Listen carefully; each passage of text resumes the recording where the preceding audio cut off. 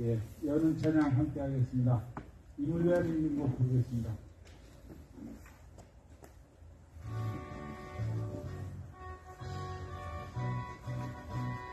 사랑도 명에 이름도랑이 없이 한평생 나가자는 뜨거운 냄새 동진 반대로 깃발만 남겨 새날이 올 때까지 흔들리지 말자. 세월은 흘러가고 상처는 안다. 깨어나서 외치는 뜨거운 함성 앞서서 나가니 산자에 따르라. 앞서서 나가니 산자에 따르라. 네. 하늘에 외치겠습니다. 여기는 우리 땅. 여기는 우리 땅. 주한미군 노란여자. 주한미군 노란여자. 사람 죽여 돈 버는 악마들아. 사람 죽여 돈 버는 악마들아. 전쟁으로 먹고 사는 악마들아. 전쟁으로 먹고 사는 악마들아. 지옥으로 돌아가라. 지옥으로 돌아가라. 네 고향으로 돌아가라. 네 고향으로 돌아가라. 양키 고홈. 양키 고홈. 양키 go to hell. 양키 고해. 예, 자리에 앉아주시기 바랍니다. 한반도 평화기금으로 기도하겠습니다.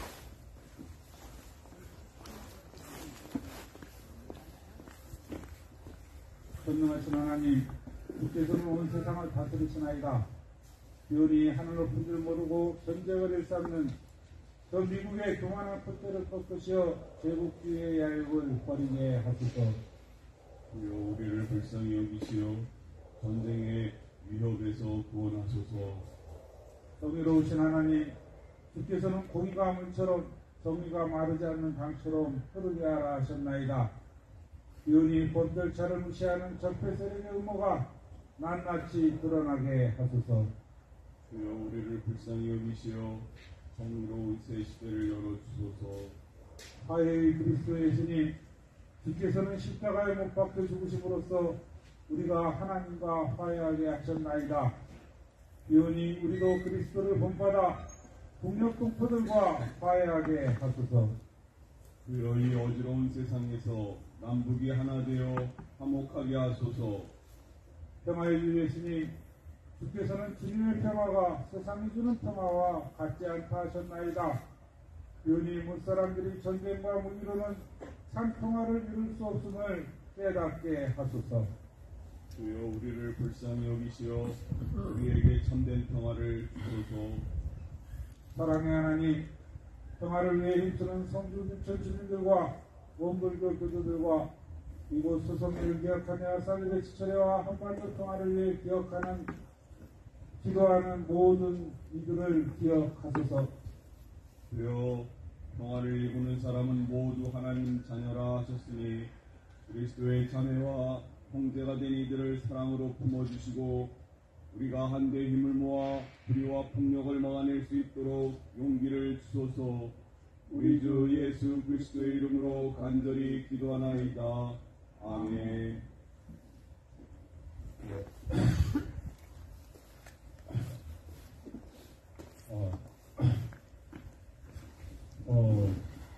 오늘도 정식으로 이렇게 발언을 하실 분은 두 분입니다. 근데 그 전에 짧게 말씀을 드리고 싶습니다. 두 가지가 있는데 하나는 저희 집 집들이 일정을 연기한다라는 말씀이고요. 연기한다. 네, 연기한다. 아무래도 준공 후 또 공사라는 게 있잖아요. 마당도 꾸미고 뭐 내부도 다시 장식을 하고 또 해야 할 일들이 있는데 완공 후로 그것까지 마무리 짓고 보시는 게 좋겠다 이런 생각이 들었습니다. 얼마나 많은 분들이 오실지 모르지만 아무튼 조금 아직 부족하다는 생각이 들었어요. 근데 공사를 마무리해 주실 분이 일정이 내년 2월까지는 가야 할 거라고. 이건 연기가 아니고 안 한다는 거예요. 예. 서운하신 분들은 그냥 평소에 자주 오셔서 밥 한 그릇 내놔 이렇게 말씀하시고 어디든지 개별적으로 찾아오시는 걸 환영합니다. 두 번째 말씀드리고 싶은 것은 이 성탄절이 돼가지고 성탄절기가 다가왔는데 왜 이 소선이 현장 기도서는 성탄장식이 없느냐라는 말을 자주 듣습니다. 그와 관련해서 지금까지 이 전례를 생각해 보면요, 제가 여기 내려와서 7년을 있는 동안 한 번도 제 손으로 성탄장식을 한 적이 없어요. 예, 소선미 기도소의 성탄장식은 원불교에서 해줬습니다. 저기에 웅골프 사슴 흉내낸 인연이나 풍차 이런 것들이 다 원불교에서 해주셨던 장식이고, 옛날 저 진밭교에 그 작은 창고가 포차처럼 만들어져 있었을 때 거기에도 그거 줄줄이 성탄장식이 달리고 그랬었는데 그 장식도 원불교에서 해주었던 장식입니다. 저는 그래요. 오늘 아침 우리 위원장 형님이 전방훈이는 앞에 뭐 무슨 무슨 간판이 붙던데 그 간판은 뭐냐 이렇게 말씀을 하시는데, 그러면서 이제 한국 기독교의 현실을 조금 이야기를 했는데요. 저는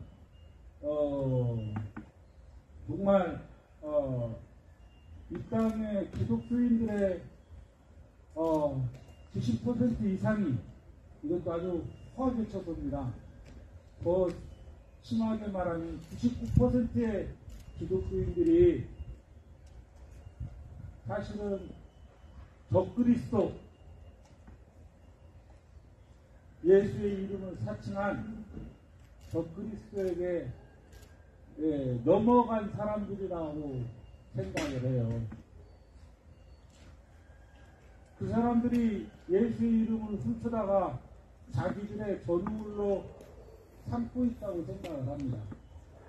그래서 함께 그들과 함께 떠들썩하니 이렇게 뭔가 하고 싶지가 않아요. 그래서 예수의 탄생도 그렇습니다.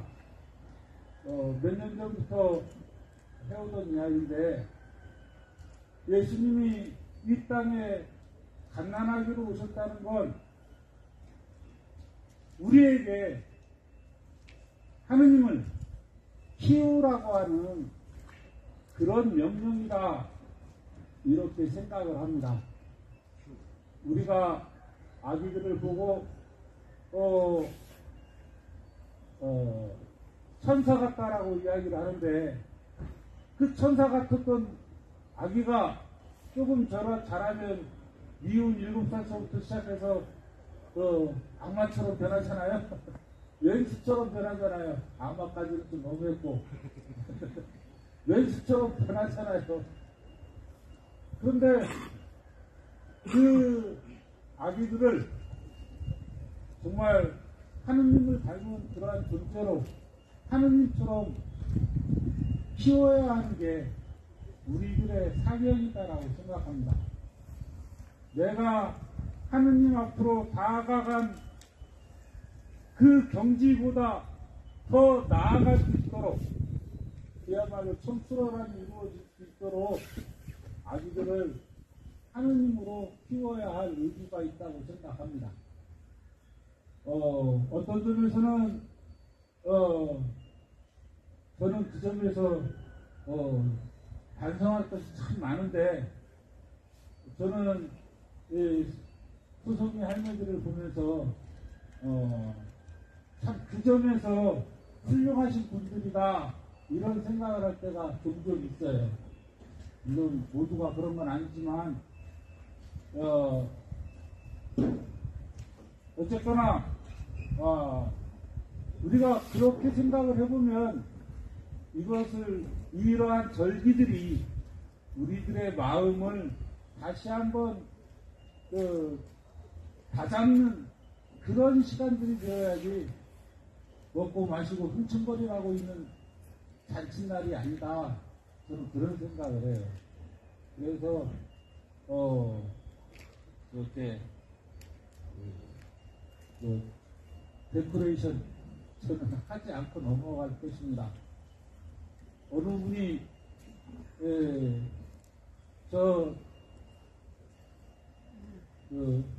업계동무 시동무 평화연대자의 집에 십자가를 바깥에 세우는지 안 세우는지 그걸 무척 관심 가지신 분이 있었던 걸로 알고 있는데 그런 거 없습니다. 하여간 그냥 평범한 이웃처럼 생각하시고 여러분의 이웃 속에서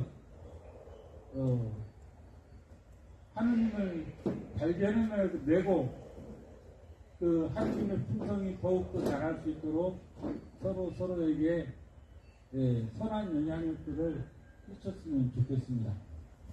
아무튼 여기까지만 말씀을 드리고요. 오늘의 선생님을 또 모시겠습니다. 박성민 선생님 부탁드립니다.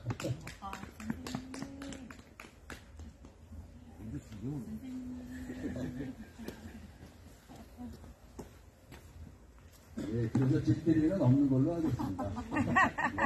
그렇게 생각하면 안 돼요. 왜냐하면 중공검사 끝나고 집들이를 해가지고 사람들이 온 다음에 이 집에 아직 이게 부족하네 이런 걸 보고서 그 다음에 선물을 가져오게 조직을 해야지. 그래서 안 돼요.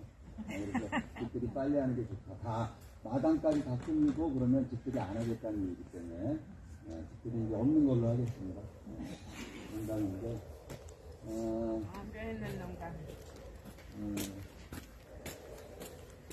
어저께 뉴스를 보는데 구역질이 나가지고 어저께 뉴스들 보셨어요?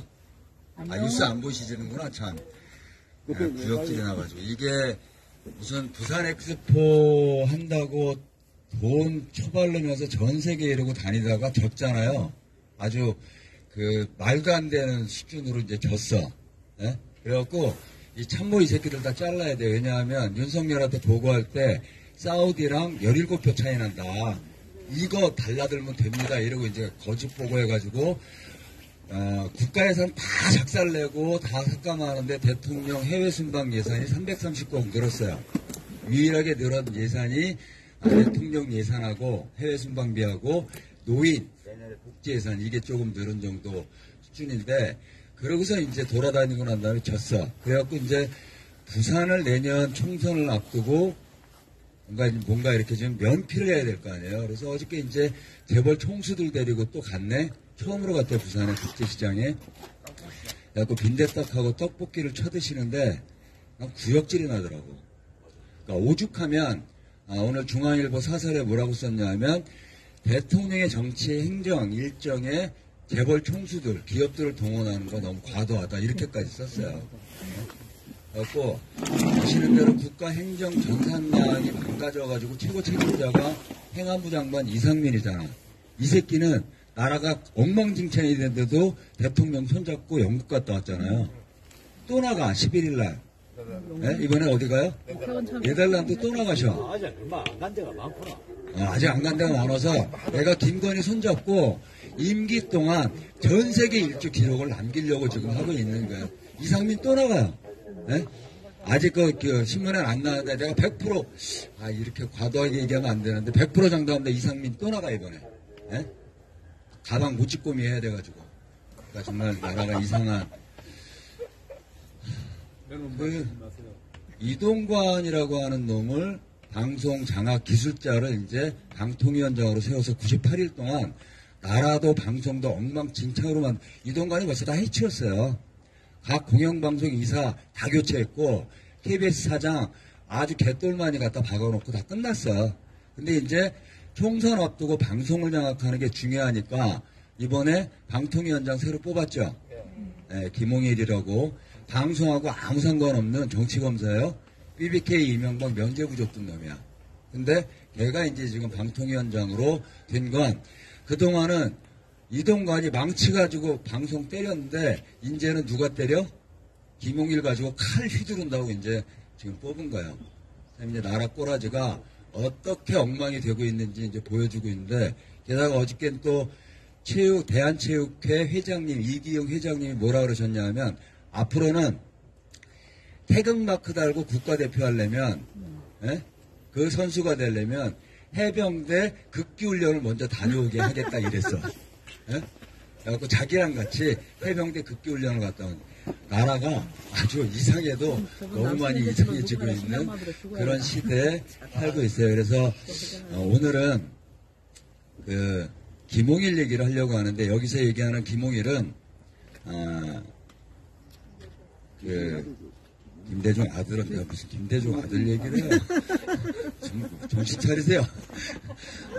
방통위원장으로 새로 된 김홍일이 아니고 우리나라 오성 장군으로 존경받는 김홍일 장군 얘기를 하려고 해요. 왜냐하면 화요일날 그 강현옥 교무님이 이제 서울의 봄 영화 얘기를 쭉 했는데 사실은 이제 군사 반란 사건과 관련된 군인들 얘기잖아요.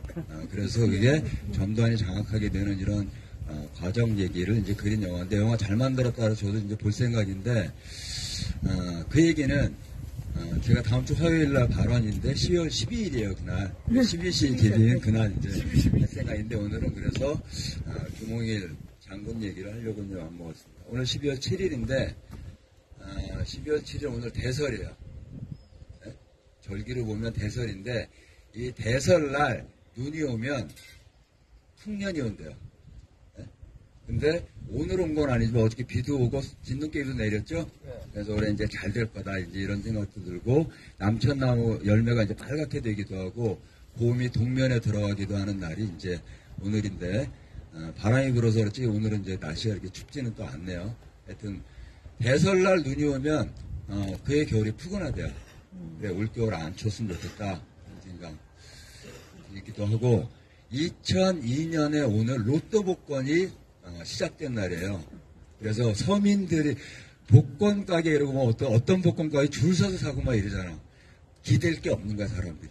그렇게 해서라도 어떻든 인생에 1억 천금을 잘 살고 싶은 거지. 뭐, 그거를 뭐라 하겠습니까? 근데, 우리나라에서 부자가 되는 방법은 한 두 가지 정도 돼요. 기업가가 노동자들을 착취하고 사기를 잘 치거나 아니면 로또 복권이 되거나 뭐 둘 중에 하나밖에 없는데 아무튼 2007년에 오늘 기억하실 거예요 다. 그 서해안에서 그 홍콩 유조 선박이 버클리 스피리톤가 이게 이제 우리나라 인천대교 공사 끝나고 해상 크레인하고 예인선 가다 줄이 끊어지면서 이걸 박아갖고 기름이 유출된 날이에요.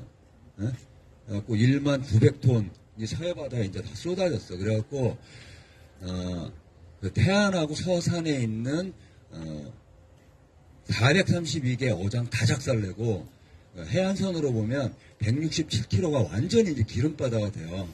그래서 그때 당시에 외국에서 이게 자연적으로 치유되는데 20년 이상 걸린다 그랬어요. 근데 20년 안 걸렸죠. 다 어마무시하게 전국에서 달려들어가지고 그 바닷가 추운 데 들어가서 다 기름종이로 기름 걷어내고 이래서 원상회복을 빨리 시켰어. 그렇게 착하게 사는 사람들이야. 그 사람들이 이 사드 싸움에도 와야 되는데. 네? 아이 참. 하여튼 오늘이 그런 태안 주사호가 있었던 날이고, 세계 역사로 보면 오늘 BC 43년에 키케로 철학자가 죽었던 날이에요. 키케로라는 사람이. 그래서 그 사람이 남긴 얘기가 역사는 시간의 경과를 증명하는 거고, 그래서 역사를 돌아본다고 하는 것, 그래서 그 역사를 통해서 현재 우리가 그대의 삶을 알게 한다, 이런 유명한 말을 남기기도 했던 얘기입니다. 그래서 저는 시대가 어려울수록 역사에 대한 이해를 더 높여야 된다는 생각을 많이 해요. 사실은 과거의 역사가 현재 우리를 어떻게 있게 하고 돌아보게 하는지를 봐야 된다고 생각해요. 그런 면에서 2008년에 이제 노암 촘스키라고 하는 학자가 쓴 책 중에 우리나라 국방부가 미국이 진정 원하는 것은, 그 다음에 507년 동안의 이 정복의 역사, 이런 책을 금지서적으로 했어요. 그거에 대해 노암 촘스키가 뭐라 했냐면, 사상과 언론, 자유를 억압하는 세력은 늘 있기 마련이고, 그런 면에서 대한민국 국방부는 자유와 민주주의를 반대하는 세력으로 규정받을 수밖에 없다, 이런 얘기를 했다고. 네? 우리나라 책만 금지한 게 아니고 노래도 금지를 많이 했어요. 예를 들면 영시의 이별. 영시의 이별은 누구 노래? 김찬호 대표님? 영시의 이별 누구 노래? 몰라. 조용필. 아이 무슨 조용필. 배호가 1971년에 발표한 거야. 근데 나오자마자 금지됐어요. 왜? 통금이 있는데 영시의 이별을 해? 통금 위반하라는 거지. 이렇게 금지됐어. 그리고 그때 그 사람들 영화를 보면 거기에 심수봉이 어떤 노래를 하냐면 심수봉의 유명한 그 노래도 있지만 어떤 노래도 하냐면 김추자의 거짓말이야 노래도 해요. 김추자의 거짓말이야가 거짓말이야 다 이러고 이제 했던 우리나라 이제 최초의 디바인데 금지곡이에요. 왠 줄 아세요? 김추자의 거짓말이 금지곡이야. 이렇게 손가락을 막 거짓말이야 이러고 하는데 이게 간첩 겹쳐나는 신호 보내는 거라 해서 금지곡이에요. 우리나라 나중에 금지곡 역사도 한번 얘기해 드릴게요. 아무튼 그런 날이고 이렇게 역사 얘기를 길게 한 거야. 그래서 이제 오늘 김홍일 그리고 오늘 41년 일본이 아주 큰맘 먹고 미국을 공격한 진주만 공격해서 태평양 전쟁이 시작된 날이기도 합니다. 그래서 미국이 잘 살게 된 거예요. 미국이 그래서 그때부터 예를 들면 전쟁 2차 세계대전 기간 동안에 GM 이런 데는 포드 이런 데가 자동차를 안 만들었어요. 다 뭐 만들었어요? 탱크 이런 거 만들었다고. 그래갖고 우리는 그러니까 미국의 군수산업 그다음에 세계 경제력을 지배하는 나라로 이제 그렇게 성장하게 되는 계기가 되기도 했던 뭐 나중에 미국이 어떻게 현재와 같은 나라가 됐는지 그리고 미국이 지금 어떻게 망하고 있는지 얘기는 다음에 김홍일 장군 얘기를 하면 김홍일 장군은 평북도 경천 출생이에요. 그래갖고 그 오산학교로 세운 이승훈 선생님한테 만나서 감동 감화를 받아. 우리가 이 민족을 살리는 길에 대해서도 듣고 이래서 이제 이 사람이 황해도에 있는 그 학교에 교사 생활을 이제 시작을 하는데 교사들이 이제 반일 조직을 만드는 거에 연루돼가지고 끌려가가지고 일본이 할 수 있는 모든 고문을 다 받고 나온 다음에 이 사람이 어떤 생각을 하냐면 지금 내가 분필을 잡을 때가 아니다. 이 강도 같은 일본과 맞서 싸워서 국권을 회복하고 이 민주주의를 회복하는데 물리력으로 저들을 물리치는 게 가장 중요하고 군비를 늘려야 되고 이런 거라서 이 사람이 항일 무장투쟁에 나서요. 그래갖고 교사 때려치고 그래갖고 이제 만주로 북간도로 이렇게 해서 이제 공을 이제 세우기 시작하죠.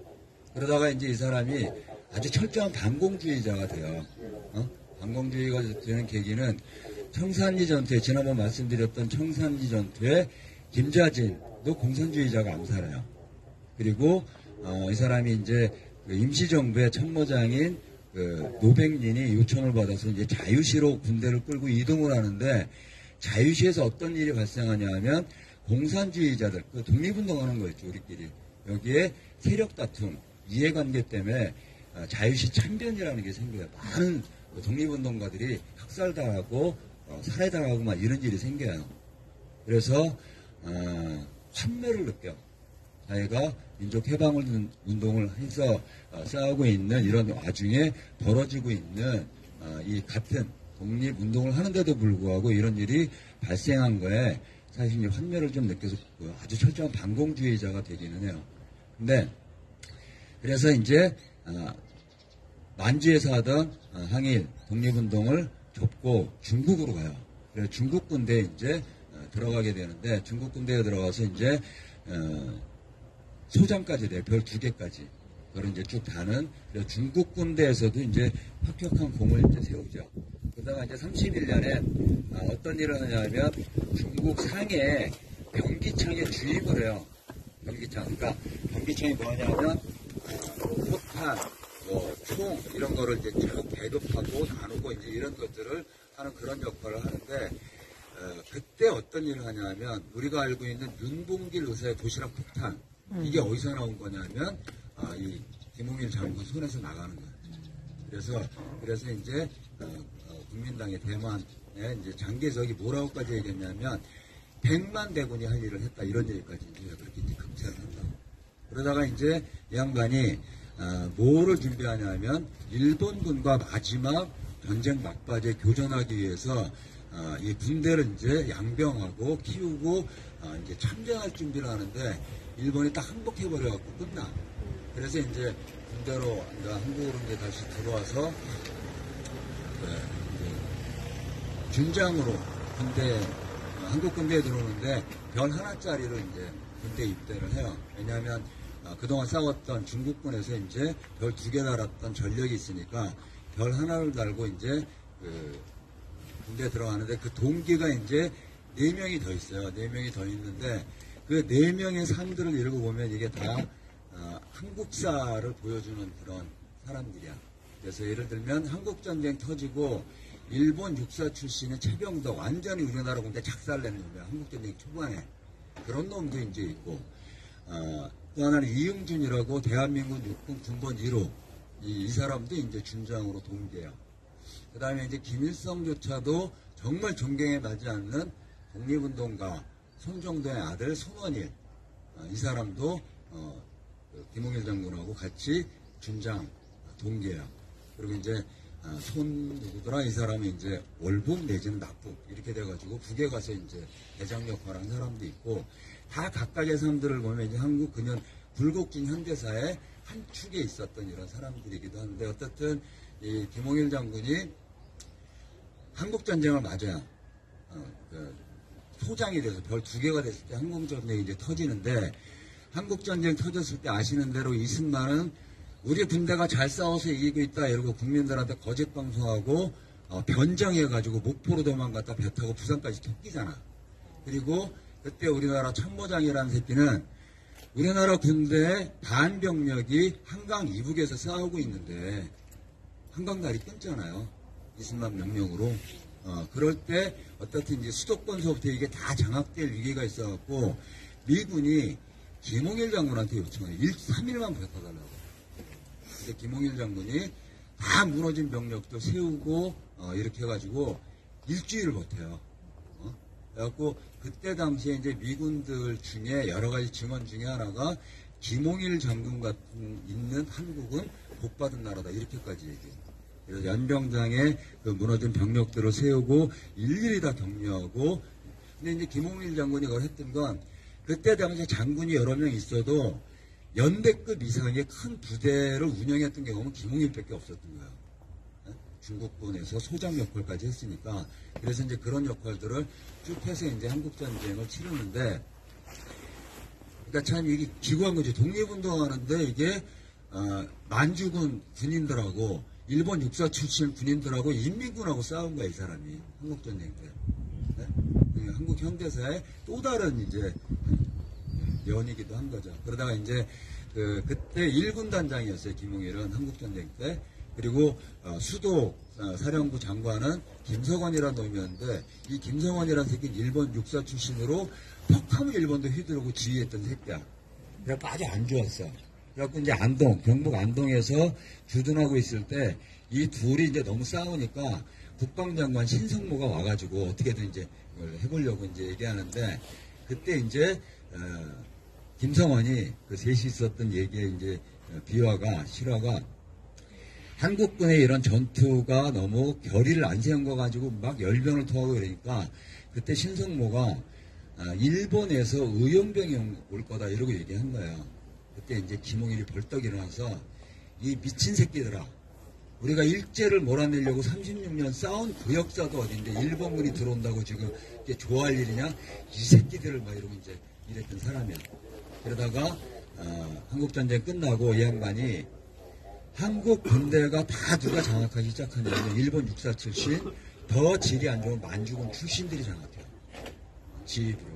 이런 거에 뭐 환멸을 느껴가지고 옷을 벗어요. 옷을 벗는데 그때 이제 별 3개 중장이었어요. 그래서 별 3개 때 이승만이 뭐라고 얘기하냐면 김홍일 장군 같은 분은 별을 5개 다는 5성 장군이 돼야 되는데 그때까지 군대에 있지 못해서 너무 아쉽다. 근데 이미 김홍일 장군은 지금 별 3개, 중국에서 딴 거 2개 합치면 별 5개짜리 5성 장군입니다. 그래갖고 이 양반이 5성 장군으로 불리는 사람이에요. 그래서 이제 그다음부터 경계에도 입문하고 주로 이제 외교관 역할을 쭉 이렇게 이제 했는데 박정희 한일협정 때 맞서 싸우고 이런 싸움을 이렇게 반공주의자였지만 적어도 민족주의, 그 다음에 이 땅의 역사가 어떻게 되어야 된다고 하는 자기 철학과 신심 가지고 이제 평생을 이렇게 싸운 거지. 그 누구야? 일본군 친일파였다가 우리나라, 백선엽. 2013년에 백선엽상이 만들어진 거 아시죠? 백선엽상이 이제 어떤 상이냐면 한미동맹상이에요. 그래서 주로 한미동맹을 강화하는 미국 군인들한테 주는 상이에요.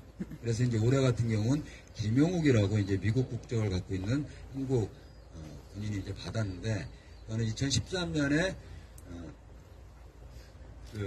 만들고 그 상금이 3만 달러인데 이 3만 달러는 중앙일보가 내요.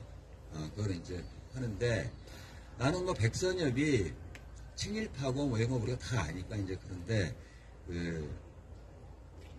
한국 전쟁이나 이 전체 한국 군의 역사로 볼 때는 백선엽은 영웅이에요. 그게 일사단 물리쳤지. 낙동강조한테 사단장 돌격 얘기해가지고 낙동강 지켜서 한국전쟁에서 어떻든 밀리지 않고 패배하는 걸 막았지. 평양에 제일 먼저 입성했지. 이럴 때 볼 땐 백선엽 추앙하는 거지 얘네들이. 그렇다 치자고. 그러면 백선엽을 그렇게 할 정도가 되면 또 다른 김홍일도 기억할 수 있도록 해야 되는 거 아니에요? 응? 홍범도를 이렇게 내칠 게 아니고 홍범도 내치려면 박정희도 내쳐야지. 네?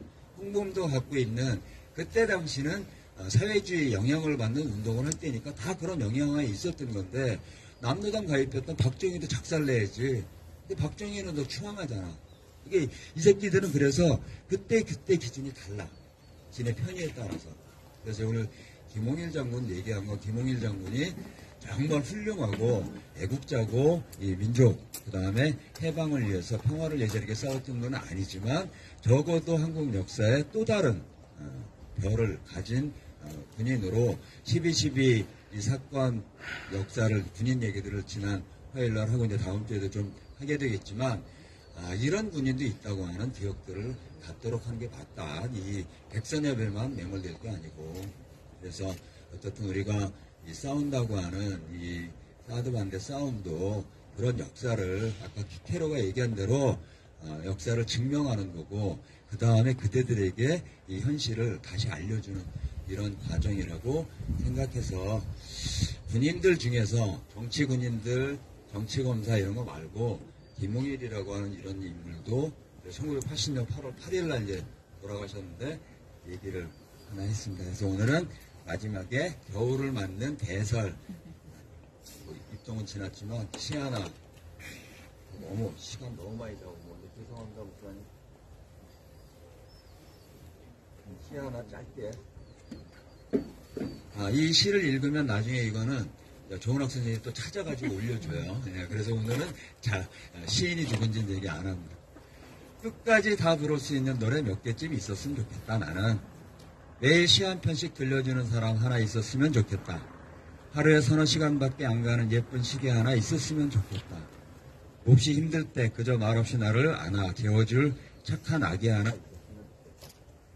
내가 바람을 노래할 때 그 바람 그치기를 기다려 한 잔 끓여줄 고운 사람 하나 있었으면 좋겠다. 우리 다 서로 좋아하는 고운 사람 맞죠? 네. 쌀도 뽑고 평화 심죠? 쌀 뽑고 평화 심죠. 오늘 역대로 최고 조금인데? 시간이 짧게 남았습니다. 바로 보시겠습니다. 뺏겨오세요.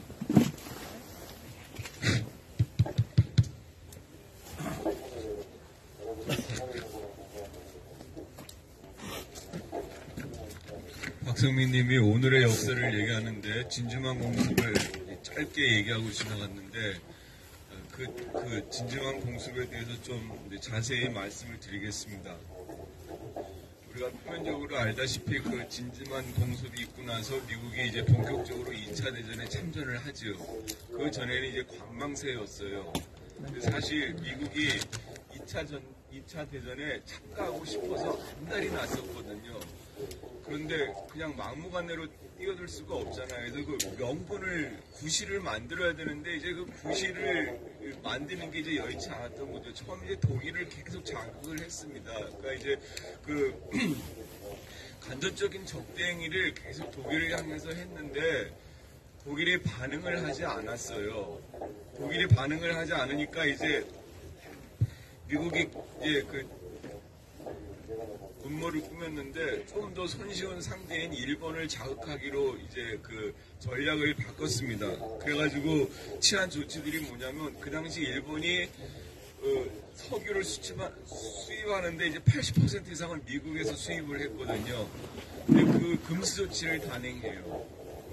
일본 입장에서는 뭐 정말 그 대단한 재앙을 당한 거죠. 석유의 80%를 수입한 나라에서 그걸 금수 조치를 하니까 그건 뭐 어떻게 아주 그 미국에 대한 그 적개심이 뭐 아주 그냥 치솟을 수밖에 없죠. 거기다가 이제 미국이 국내에 있는 일본 재산을 동결을 합니다. 늘 하는 경제 수법 중에 이제 재산 동결도 들어가잖아요. 그러니까 그런 상태에서 일본은 이제 그 금수조치 당했으니까 그 자원을 그 인도네시아나 이제 그런 아시아 국가를 통해서 이제 그걸 충당하기 위해서 이제 그쪽으로 이제 또 이제 무력 침략 야욕을 펼치잖아요. 거기에 대해서 이제 미국이 계속해서 이제 사사건건 이제 시비를 거는 겁니다. 그러니까 말하자면은 일본이 미국을 침공하기 위한 그런 이제 그 침공을 유도하기 위한 이제 시나리오를 이제 계속 이제 펴고 있는 것이죠. 그런 여러 가지 미국이 일본의 그 진주만 공습을 유도하고 그런 과정들을 잘 알고 있었음에도 불구하고 이제 미국이 그런 것들에 대해서 전혀 적극적인 방어 조치를 취하지 않았다. 이런 것들이 이제 나중에 다 밝혀집니다. 그러니까 주고받은 이제 그 문서들이 있잖아요. 그 비밀 문서들이 어느 정도 시간이 끝나면 이제 그 비밀 해제를 하잖아요. 그다음에 그 당시에 그 언론 보도들이 있고, 그다음에 이제 그 사건 당사자들의 증언이 있거든요. 이제 그런 걸 통해서 이제 다 이제 드러난 건데, 일단은 거기 그 미 해군 정보처의 그 극동 담당 팀장이라는 그 사람이 루즈벨트에게 보고한 문건이 있는데, 문건이 제목이 뭐냐면 일본의 대미 공격 유발시키는 8단계 조처, 이런 제목입니다. 그러니까 굉장히 치밀한 시나리오를 이미 이제 짜놓고 있었다는 거죠. 그 다음에 그 공습이 있기 여러 달 전부터 그 주변 나라들, 예를 들면 영국이나 네덜란드나 호주나 페루, 소련 이런 데 그 첩보기관들이 다 있잖아요. 이들이 자기네들이 파악한 이제 그 일본이 진주만을 이제 공습할 그런 계획을 짜고 실행 중이다 하는 이제 그런 첩보들을 다 이제 접해서 계속 미국에게 그걸 알려주는 거예요. 참 친절대라. 그걸 계속 알려줬다고 합니다. 미국. 예, 그렇지만 미국은 그런 거에 대해서 그러니까 그냥 덤덤한 거예요.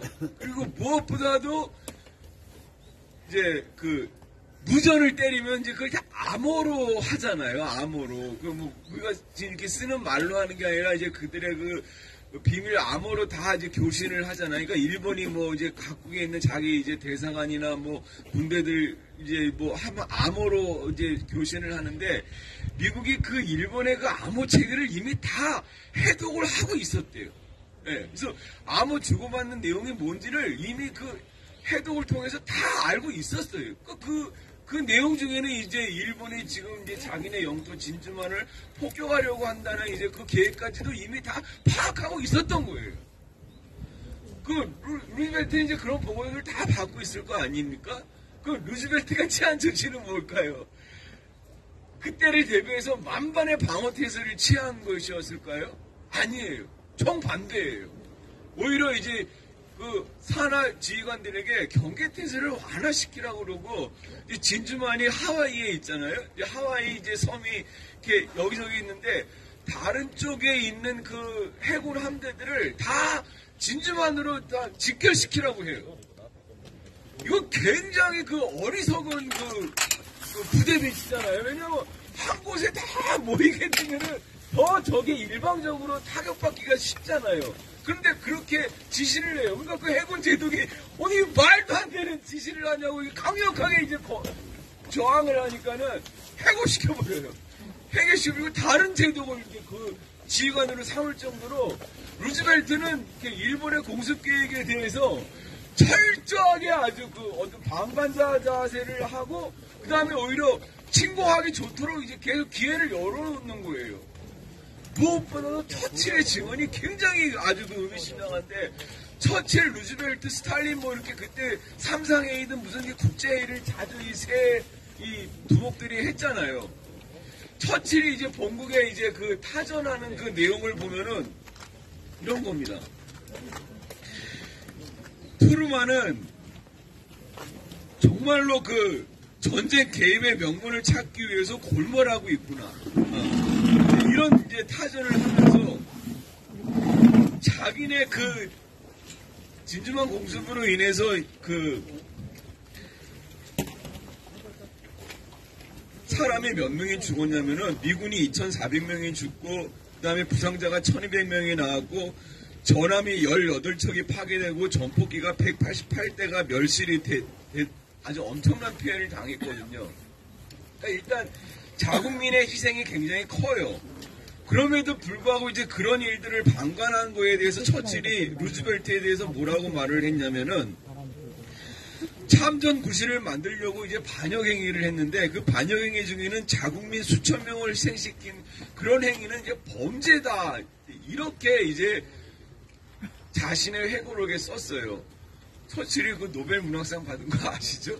글을 잘 씁니다. 회고록에 루즈벨트가 전쟁에 참전하는 구실을 만들기 위해서 자국민까지 그렇게 대거로 희생시키는 이런 이제 반역행위를 하는 이런 범죄자다. 이런 말을 할 정도로 루즈벨트가 아주 그 진주만 공습에 대해서 정말로 일본이 그냥 하도록 길을 열어주고 그렇게 한 이유는 전쟁에 참가하고 싶어가지고 아주 환장을 했다는 거예요. 예. 그래서 이제 정말로 이제 딱 그 공습이 일어났잖아요. 공습이 일어났을 때 루즈벨트의 태도는 너무나 태연한 거예요. 이미 그 모든 그 과정을 다 알고 있으니까. 그래서 마침 그 백악관의 그 기자가 그 공습하는 그 보고를 받을 때 옆자리에 기자가 있었는데 루즈벨트의 태도에 대해서 이제 보도하기를 마치 오랫동안 기다리기라도 한 것 같은 표정이었다. 그러니까 국가적으로 엄청난 충격을 받은 거잖아요. 그런데 그런 그 충격에 대한 태도와는 그냥 굉장히 그 거리가 멀게 느껴지면서 아주 오랫동안 기다리기도 한 것 같은 이제 그 태도였다고 하는 거예요. 제가 이거를 딱 보는데 뭐가 생각이 나는 줄 아세요? 9.11이 생각이 났어요. 9.11. 그 시코 감독인가요? 그 다큐멘터리에서 그때 9.11이 났을 때 부시가 국민학교에서 뭐 이제 노가리 깔라고 있었거든요. 근데 그때 긴급하게 참모가 와서 귓속말로 이 일을 알려주는데 부시의 태도가 어떤 줄 알았어요? 어떠냐? 딱 루즈벨트 왔어요. 너무나 태연했어요.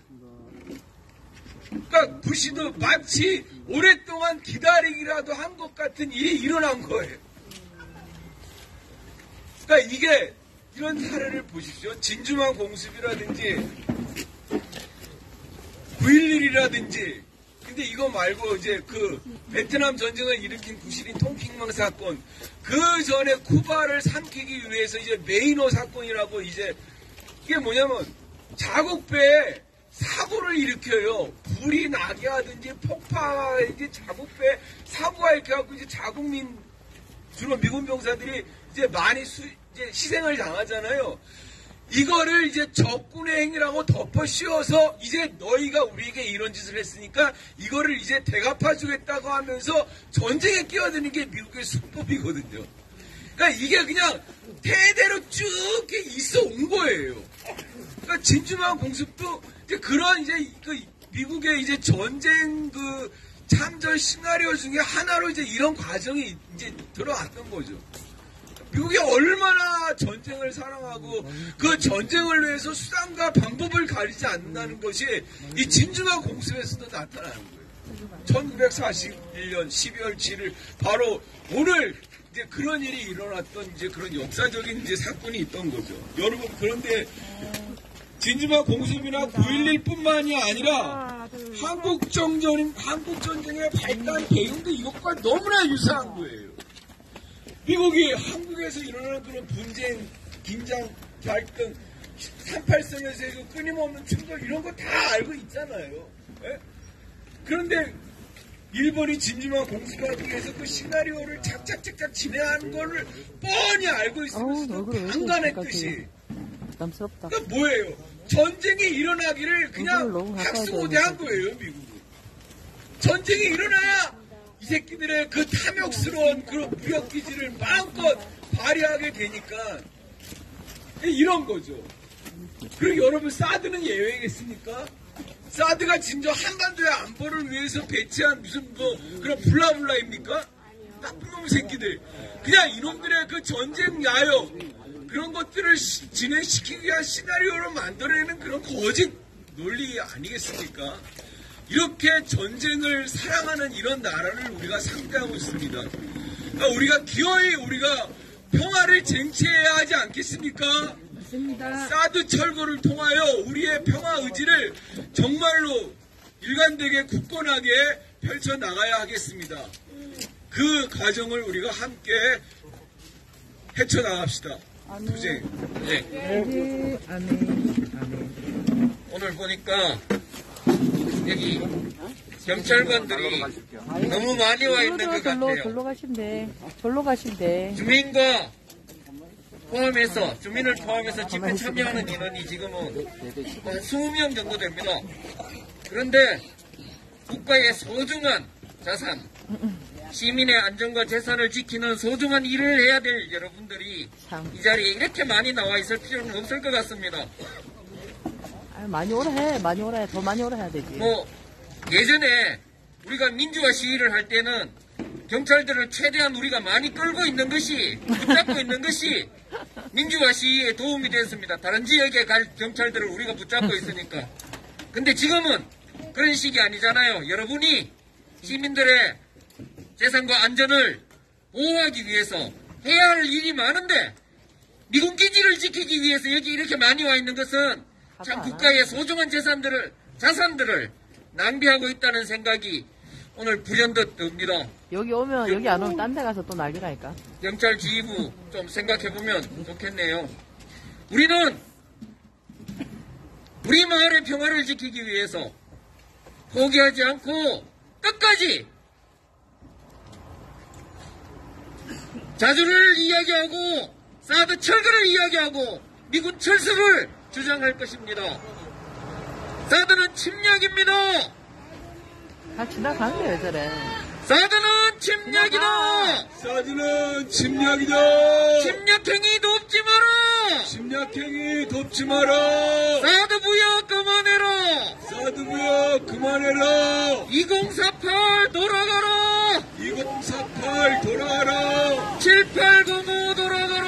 7895 돌아가라. 협력업체 돌아가라. 사드무역 그만해라. 사드는 침략이다.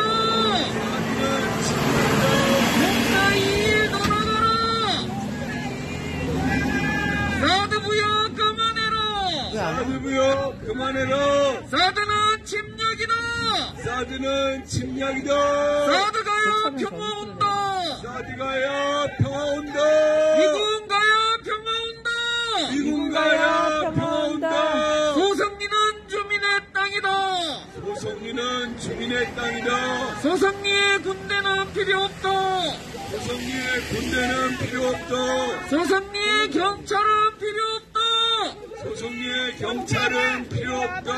소성리 평화를 짓밟는 소성리 평화를 짓밟는 경찰들은 물러가라. 경찰들은 물러가라. 국가폭력 중단하라. 국가폭력 중단하라. 사드가야 평화 온다. 사드가야 평화 온다. 사드 뽑고 미군 몰아낼 때까지 사드 뽑고 미군 몰아낼 때까지 포기하지 않는다. 포기하지 않는다. 사드 뽑고 평화 심자. 사드 뽑고 평화 심자. 투쟁! 투쟁!